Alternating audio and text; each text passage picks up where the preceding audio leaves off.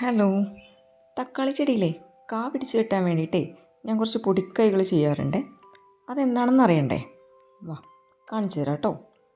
ഇതുപോലെ നമ്മൾ രാവിലെ എഴുന്നേറ്റ് നമ്മൾ തക്കാളി ചെടിയുടെ അടുത്തെത്തിയിട്ട് ഇങ്ങനെ പൂ വന്നിട്ടുണ്ടാവില്ലേ, അതിന് പതുക്കെ തട്ടി കൊടുക്കണം. അപ്പോൾ അങ്ങനെയാണെങ്കിൽ കാ പിടിക്കാനുള്ള ചാൻസസ് കുറച്ചുകൂടി കൂടുതലാണെന്നാണ് പറഞ്ഞു കേൾക്കുന്നത്. എന്തായാലും നമുക്ക് നോക്കാം. ഞാൻ മിക്കവാറും എൻ്റെ ചെടികൾക്കൊക്കെ ഇങ്ങനെ ചെയ്യാറുണ്ട്.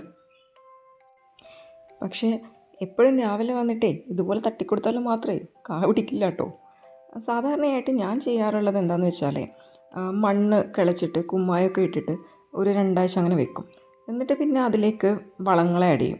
അതായത് ഈ ചാണകം, കടലപ്പിണ്ണാക്ക്, കപ്പലണ്ടി പിണ്ണാക്ക്, വേപ്പിൻ പിണ്ണാക്ക്, അങ്ങനെ എല്ലാം മിക്സ് ചെയ്തൊരു നടീൽ മിശ്രിതത്തിലേക്ക് ഞാൻ എൻ്റെ തക്കാളി തൈ നടും.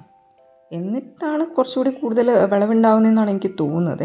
സാധാരണ നമ്മൾ മണ്ണിലേക്ക് വെച്ചതിന് ശേഷം പിന്നീട് വളം കൊടുക്കുമ്പോൾ ഈ വിളവിൻ്റെ കാര്യത്തിൽ കുറച്ച് വ്യത്യാസമുള്ളതായിട്ട് എനിക്ക് ഫീൽ ചെയ്തിട്ടുണ്ട്.